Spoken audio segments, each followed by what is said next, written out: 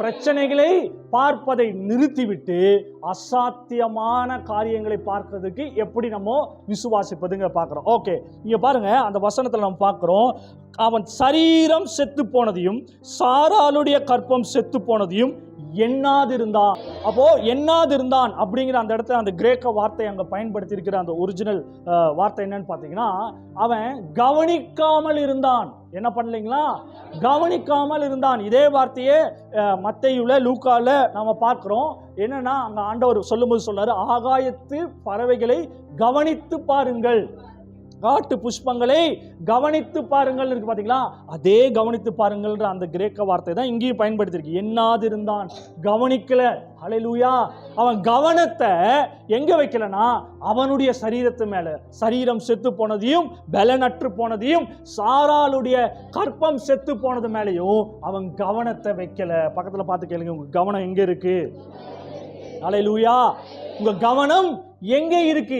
எந்த சூழ்நிலை, எந்த மாறாத சூழ்நிலை, எந்த பிரச்சனை, எந்த பலவீனம், எந்த பிடிவாதம் உள்ள மனுஷன், எந்த அது கணவரோ பிள்ளைங்களோ அது மனைவியோ யாரா இருக்கலாம், அங்கே அந்த பிரச்சனை இது ஏன் மாற மாட்டேங்குது, எப்போ மாறும், எதனால் இந்த கடன் மாற மாட்டேங்குது, எவ்வளவு நாள் நானும் கஷ்டப்படணுங்கிற அந்த கவனம் ஃபுல்லா அங்கே இருந்தா அங்கே அசாத்தியமான காரியங்களை நம்ம பார்க்கவே முடியாது. ஹல்லேலூயா.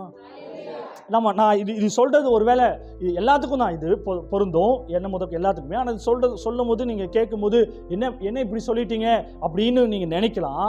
நம்ம பிரச்சனை ரொம்ப நாளா நம்ம வாழ்க்கையில மாறாம இருக்கிறது காரணம், ஒரு பக்கம் சாபம், ஒரு பக்கம் பிசாசு, ஒரு பக்கம் என்ன சொல்லுங்க அந்த பிரச்சனையுடைய வீரியம், இல்லை அந்த குறிப்பிட்ட மனுஷங்களை நம்ம காரணமா சொல்லலாம். ஆனா நான் கூட குற்றப்படுத்துறதுக்கு சொல்லலை. என்ன முதற்கொண்டு எல்லாருக்குமே அந்த பிரச்சனை அங்க மாறாம இருக்கிறது, ரொம்ப நாளா இழுத்துட்டு இருக்கிற காரணம் என்னுடைய ஃபோக்கஸ் அது மேலேயே நான் இன்னும் வச்சுக்கிட்டே இருக்கிறதுனால தான் மாறாம இருக்குது. நம்ம பிரச்சனை மாறாம இருக்கிறதுக்கு மெயின் காரணம் யாருன்னா நம்ம தான். யாருங்க காரணம்? நம்ம தான். ஏன்னா அந்த ஃபோக்கஸ், அந்த கவனம், ஆகாயத்து பறவைகளை கவனித்து பாருங்கள் மாதிரி கவனிச்சுட்டே பிரச்சனையை கவனிச்சுக்கிட்டே இருந்துட்டோம். நம்ம போராட்டத்தை கவனிச்சுக்கிட்டே இருந்துட்டோம். கவனத்தை அவர் மேல, அவர் வார்த்தை மேல, அவர் மாதம் அவர் கொடுத்த அந்த வாக்கு தத்தத்தின் மேல நம்ம வைக்கல. ஹல்லேலூயா. ஒருவேளை இந்த ஞாயிற்றுக்கிழமை நம்ம வந்து அந்த வார்த்தையை கேட்கிறப்போ வச்சிருக்கலாம், கொஞ்ச நேரம் அந்த கவனம் இருந்திருக்கலாம். ஆனா வெளியே போனதுக்கு அப்புறம், சூழ்நிலைக்குள் கடந்து போனதுக்கு அப்புறம், வீட்டுக்குள் கடந்து போனதுக்கு அப்புறம், வேலைக்கு போனதுக்கு அப்புறம், மற்ற மனுஷர்களோடு கலந்திருக்கிறப்போ, மற்றவர்கள் பேசுகிறதெல்லாம் கேட்கிறப்போ கவனம் வசனத்தின் மேலே, வாக்கு தத்தத்தின் மேலே, வாக்கு தத்தத்தை நிறைவேற்ற வல்லவராய் இருக்கிறவர் மேல இருந்துச்சா, இல்ல மற்றவங்க சொன்னது மேல இருந்துச்சா அப்படிங்கிறது தான் நம்முடைய பிரச்சனை மாறுறதுக்கும் மாறாததுக்கும் வித்தியாசத்தை உண்டாக்குகிறது. ஹல்லேலூயா. ஹல்லேலூயா. அவன் எண்ணாதிருந்தான். எல்லாரும் சொல்லுங்க, என்ன பண்ணலீங்க? ஹல்லேலூயா. சத்தமா சொல்லுங்க, அவன் எண்ணாதிருந்தான். எதை அவன் எண்ணலன்னா, தன் சரீரம் செத்து போனதையும் சாராளுடைய கற்பம் செத்து போனதையும் அவன் எண்ணவே இல்லை. ஹல்லேலூயா. அதுதான் முக்கியம், அதுதான் ரொம்ப ரொம்ப முக்கியம். பிள்ளை பெறுவதற்கு எது தேவையோ, அவன் நெடுநாளாய் காத்திருக்கிறதுக்கு எது ரொம்ப அவசியமோ, அதை காத்திருந்து அது வர்றதுக்கு எது அவசியமோ அதை அவன் கவனிக்கவே இல்லை. ஹல்லேலூயா. எதெல்லாம் இந்த உலகம் முக்கியம்னு சொல்லுதோ, இந்த கடன் மாறணும்னா நீங்க இந்த லோன் வாங்கி தான் ஆகணும், இந்த கடனை மாத்தினா நீங்க இங்கிருந்து வாங்கி அங்க ரொட்டேஷன் பண்ணி கொடுத்துருங்க, நீங்க இந்த பிரச்சனை இந்த மனுஷன் மாறணும்னா இதை பண்ணிட்டீங்கன்னா அவர் மாறிடுவாரு, இப்படி அவருக்கு பிடிச்ச மாதிரி நடந்துக்குங்க, இப்படி அவருக்கு பிடிச்ச மாதிரி இதை செய்யுங்க, இப்படி பண்ணினீங்கன்னா அவங்க பையன் மாறிடும், அவங்க பொண்ணு மாறி, இதெல்லாம் அப்படியே இந்த கால்குலேட் பண்ணி சொல்றாங்க பாத்தீங்களா. அதையே நம்ம கவனிச்சுட்டு இருந்தோம்னா, ஆனா ஆபிரகாம் அதை என்ன பண்ணலீங்க, அதை கவனிக்கவே இல்லை. உலகத்தின்படி, இயற்கையின்படி அவன் சரீரம் நல்லா இருந்திருக்கணும், சாராளுடைய கற்பம் என்ன இருந்திருக்கணுங்க, செத்து போகாம நல்லா இருந்திருக்கணும். ஆனா அவனுடைய கவனம் அங்கே இல்லை. அவன் கவனம்லாம் எங்க இருந்துச்சுன்னா, ஆகாயத்து நட்சத்திரத்தை பார்த்து அவர் என்ன சொல்றாரு, அங்க கவனிச்சு பாரு, நீ வெளியே வந்து பாரு, என்னது அந்த நட்சத்திரத்தை பாரு, கடற்கரை மணலை பாரு, அப்படியாய் உன் சந்ததியை நான் பெருக்குவேன்னா, இவன் கவனத்தை சரீரத்திலிருந்து தூக்கி அங்க வச்சுட்டான். எங்க வச்சுட்டானா, எனக்கு ஒரு அடையாளத்தை கொடுத்திருக்கிறாரு, அவர் அதை என்ன பண்ணுவாரு, அதே மாதிரி என்னை பெருக செய்வார்னு சொல்லி அவன் விசுவாசிக்க ஆரம்பித்தான். ஹல்லேலூயா. விசுவாசம், நான் தேவனை விசுவாசிக்கிறேன் அப்படின்னு நம்ம சொல்றோம்னா, இந்த விசுவாசம் நான் முன்ன சொன்ன மாதிரி பார்வையை மாற்றுகிறது. என்ன பார்வையை மாற்றுதுன்னா, இயற்கைக்குள் இருக்கிற நம்ம பார்வையை தூக்கி இயற்கைக்கு அப்பாற்பட்ட காரியங்களை செய்கிற தேவன் மேல் வைக்கிறது. ஹல்லேலூயா. அது என்ன பண்ணுதுன்னா, அந்த கவனத்தை அவர் மேல வச்சுட்டு அவர் சொன்ன வார்த்தையை பிடிச்சிட்டு அதையே கவனிச்சுட்டே இருக்கு. இல்ல வசனம் இதுதான் சொல்லுது, இல்ல இதுதான் வார்த்தை சொல்லுது. என்ன மனுஷன் சொன்னாலும் சரி, சூழ்நிலை என்ன சொன்னாலும் சரி, பிசாசு என்ன சொன்னாலும் சரி, யார் என்ன சொன்னாலும், என்னை உண்டாக்கினவர், என்னை நேசிக்கிறவர், எனக்காய் ஜீவனை கொடுத்தவர், என்னை இதுவரையும் நடத்தினவர், என்னை தூக்கினவர், எல்லா சூழ்நிலைகளிலும் இருந்து என்னை மீட்டு எடுத்தவர், அவர் சொல்லி இருக்கிறார், அவர் சொல்ல ஆகும், அவர் கட்டளையிட நிற்கும்.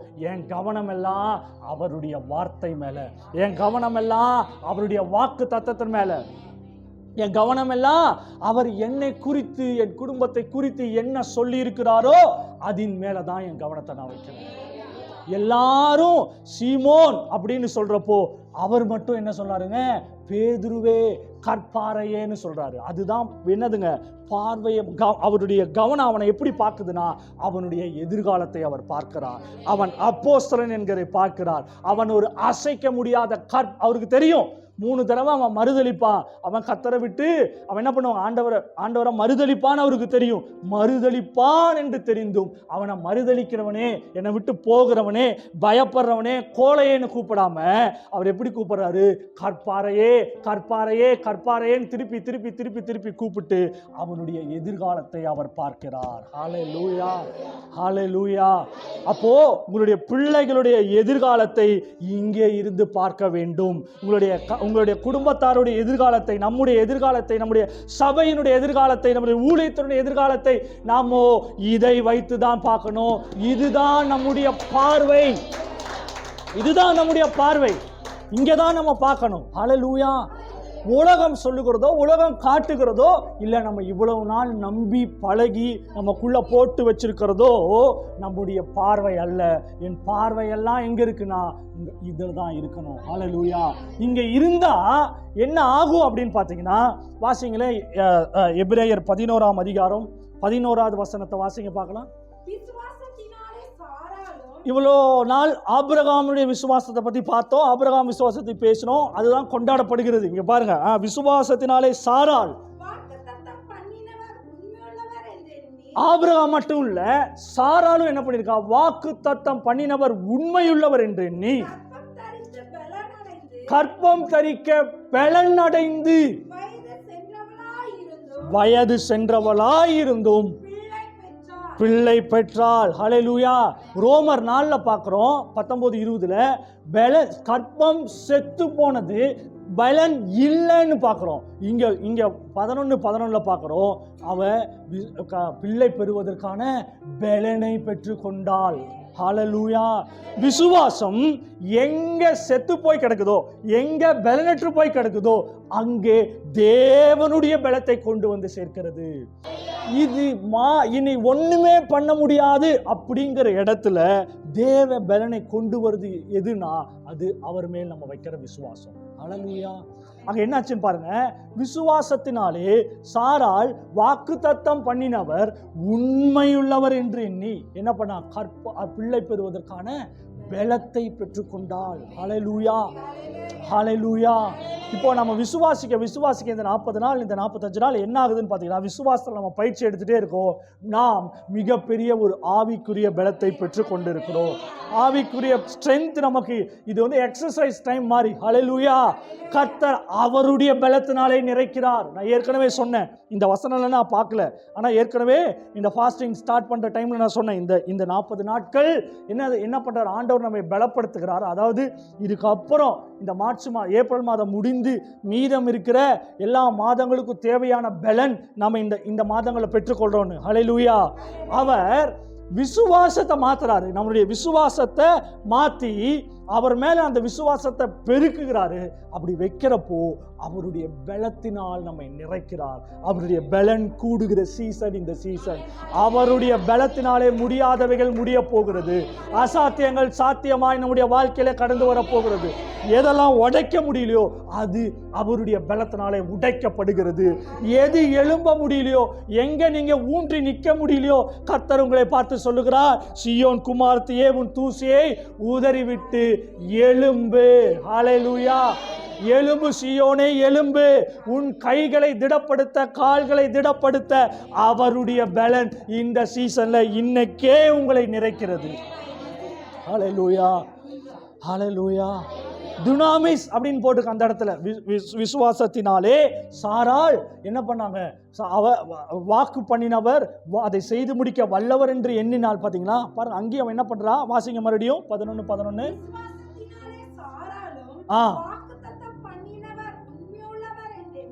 கவனிங்க, ஸ்டாப் பண்ணுங்க. அங்க பாருங்க, சாராலும், அதாவது ஆபிரகாமோடு சேர்ந்து சாராலும் வாக்குத்தத்தம் பண்ணினவர் உண்மையுள்ளவர் என்று எண்ணி, அங்க என்ன இருக்கு?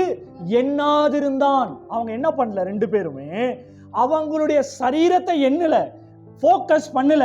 அவங்களுடைய பலவீனத்தை, அவங்களுடைய சூழ்நிலையை, இயற்கைக்கு என்ன சொல்லுங்க, இயற்கை என்ன சொல்லுதோ அதை அவங்க போக்கஸ் பண்ணல, அது மேல அவங்க கண்ணை வைக்கல, அதை அவங்க கவனிக்கவில்லை. பக்கத்துல பார்த்து சொல்லுங்க, அவங்க கவனிக்கல. இயற்கையை அவங்க கவனிக்கல, இயற்கை சக்தியை அவங்க கவனிக்கல. ஹல்லேலூயா. சூழ்நிலையை அவங்க கவனிக்கல. அவங்க கவனமெல்லாம் எங்க இருந்துச்சுன்னா, வாக்குத்தத்தம் பண்ணினவர் அதை நிறைவேற்ற வல்லவராய் இருக்கிறார்.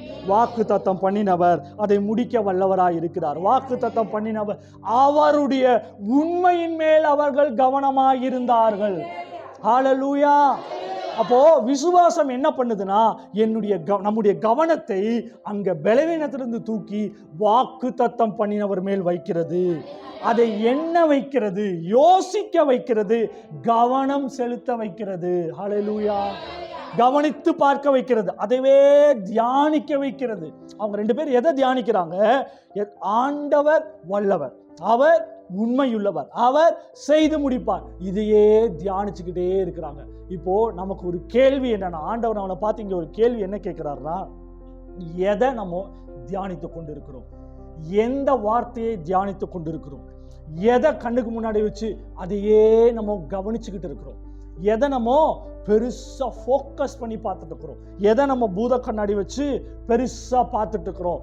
அது நம்முடைய வாழ்க்கையில் பெருகும், வளரும், அது நம்மை ஆளுகை செய்யும். எப்படி?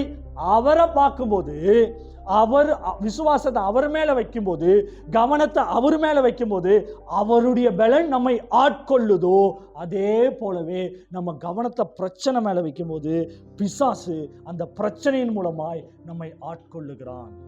அவர் மேல நம்ம பார்வையை வைக்கும் போது, அவரை கவனிக்கும் போது, அவருடைய வார்த்தையை கவனிக்கும் போது, இதை தேடி வாசிச்சு கவனிச்சு இதை பார்க்கும்போது, இது இப்படிதான் சொல்லுதுன்னு நீங்க அந்த கவனத்தை அங்க செலுத்தும் போது, அதில் இருக்கிற ஆவி, அதில் இருக்கிற ஜீவன் நம்மை ஆட்கொண்டு அந்த கற்பத்துல அவளுக்கு பலனை கொடுத்தது போலவே டுனாமிஸை கட்டவிழ்த்தது. அங்க அதான் வார்த்தை போட்டிருக்கு. என்னன்னா, அவள் பிள்ளை பெறுவதற்கான பலன் அடைந்து அப்படின்னா டுனாமிஸ் வல்லமை அப்படின்னா இயற்கைக்கு அப்பாற்பட்ட காரியங்களை செய்கிற தேவனுடைய வல்லமை.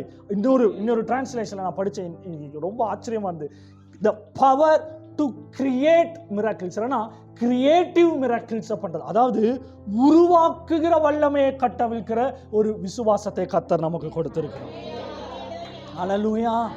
நம்ம அந்த கவனத்தை அவர் மேல வைக்கும் போது, அந்த கவனிச்சு அவரை பார்க்கும்போது, கவனிச்சு வசனத்தை பார்க்கும்போது, அங்கே அற்புதங்களை கிரியேட் பண்ற டுனாமிஸ் வெளிப்படுகிறது.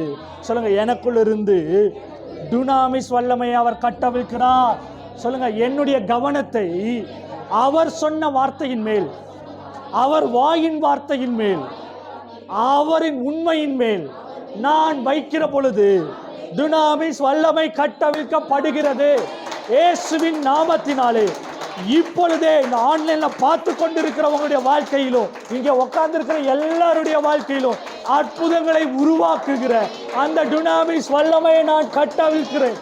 I release the dunamis power of God on each and everyone in the name of Jesus.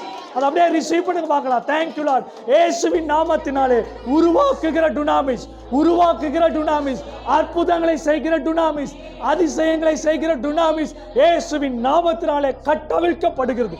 வேலைகளை உருவாக்குகிறது, கடன்களை மாற்றுகிறது, செழிப்பை உண்டாக்குகிறது, குடும்பங்களுக்குள் அதிசயங்களை கட்டவிழ்க்கிற டுனாமிஸ் வல்லமை இப்பொழுதே கட்டவிழ்க்கப்படுகிறது. வேலையில உயர்வு உண்டாகிறது. மாகாரா ஷேகோ ரபேலே கேனா கமானா ஷேகோ receive it. Thank you Lord. விசுவாசத்துல அடுத்த மண்டலங்களுக்குள்ள, அடுத்த லெவலுக்குள்ள, அவிசுவாசம் சந்தேகமே இல்லாத ஒரு மண்டலங்களுக்குள் உங்களை எடுத்து செல்லுகிற ஒரு வல்லமை இப்பொழுதே கட்டவிழ்க்கப்படுகிறது இயேசுவின் நாமத்தினாலே.